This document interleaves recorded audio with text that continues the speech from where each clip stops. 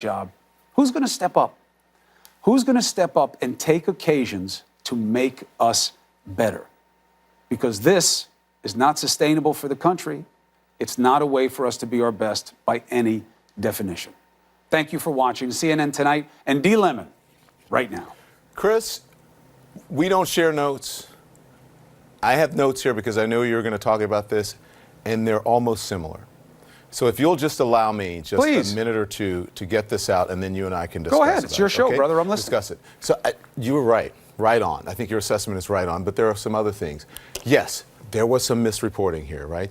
Media is not off the hook. I'm not trying to put the media off the hook. Of course, people, including the media, shouldn't jump to conclusions. The benefit of the doubt should be given to all in our society, not just some, and that doesn't just, and I mean, that means the Covington kids and the Trayvons of the world, if you know what I'm saying, right? It should be given to all. Those black Israelites, they can be horrible. They are horrible. They are racist, they are homophobic, they're anti-Semitic, they're awful, and their behavior was wrong. But that still doesn't preclude a certain behavior of others involved. We want to make it a binary choice between heroes and villains. And some things are muddied, right? There's shared responsibility. Sometimes there is the perfect victim, and sometimes there's a perfect hero, but that's very rare. Okay, the MAGA hat. The MAGA hat carries a certain connotation that provokes a conditioned reaction from many people, especially from marginalized people. For example, Pocahontas, right? This was a Native American. Their chaperones should be keenly aware of that. Those kids should know that. And let's say that the kids didn't, because they are kids. Their chaperones should be responsible enough to educate them. After all, they are students. Now, here's my personal experience, because I went to a Catholic school. You went as well. You said you're right. I went to a Catholic school.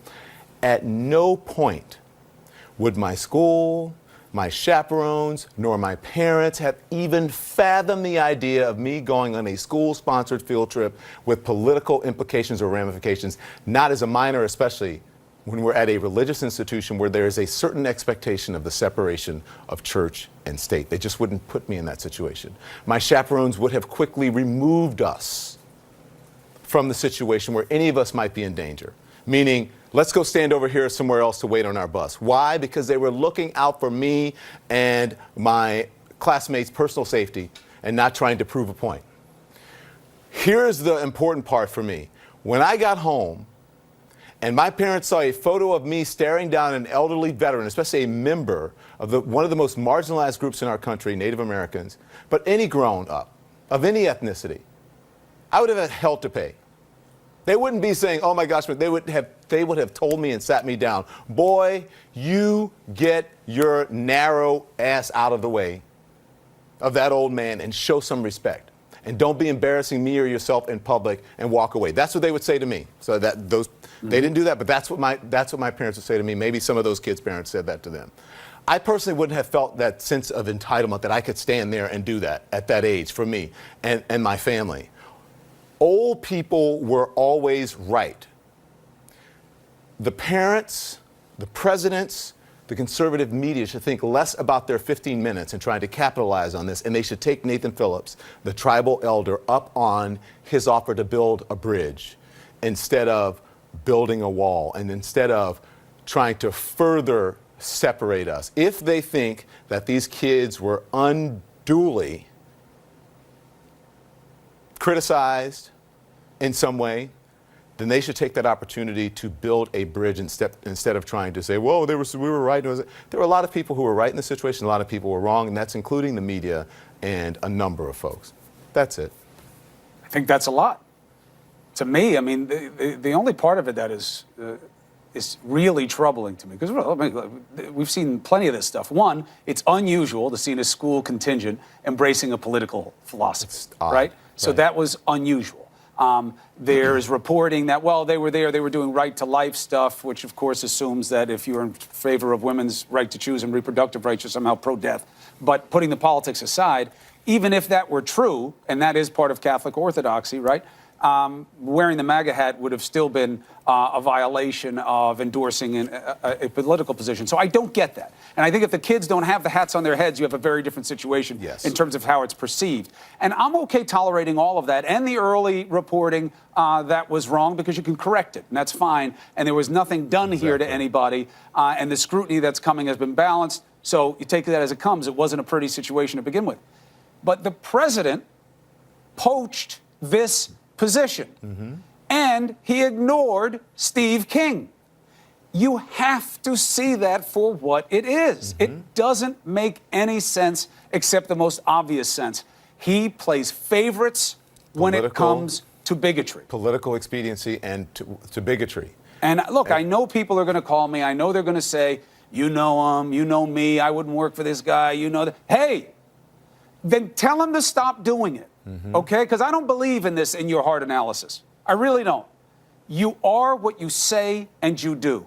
And you are what you say and do when I call you out for it and say, you know, Don, you tell me, hey, which you did, by the way, we should let people know that. Early on, when the MAGA hats came out, I was like, yeah, I see MAGA, I see hats all the time.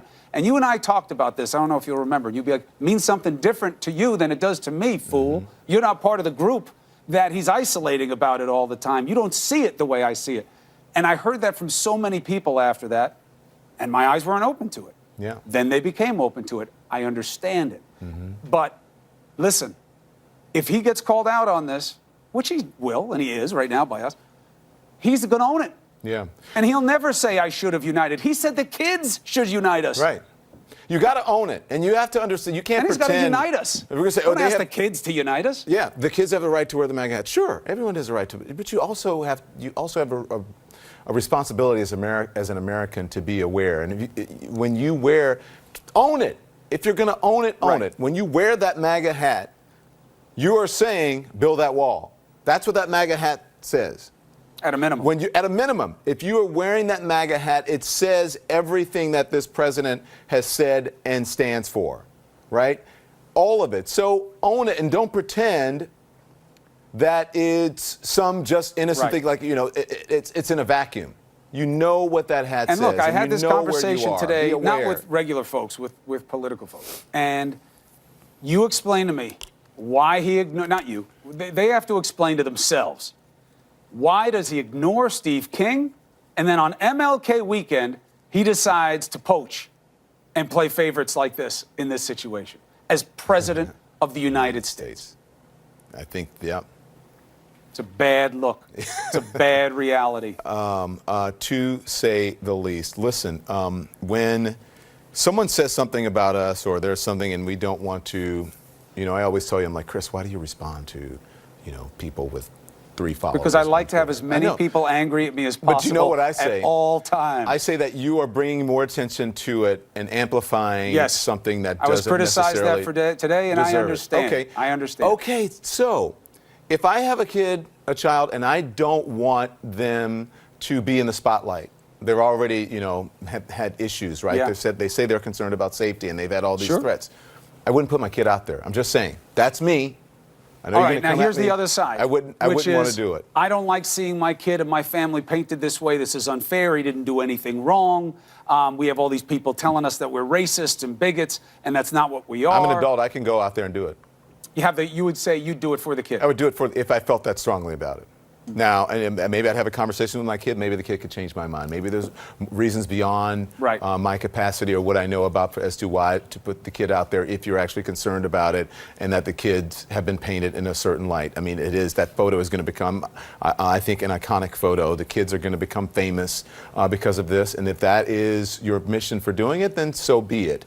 But if you really want to build bridges, then I think take Mr. Phillips up on he wants to meet and try to work something out. That's where we should be as a society, instead of capitalizing on each moment and then dividing each other. That's where we should be. I mean, look, there was certainly a metaphor moment in this. I mean, I was on vacation and people were scrambling. I was quick and I stick by what I said.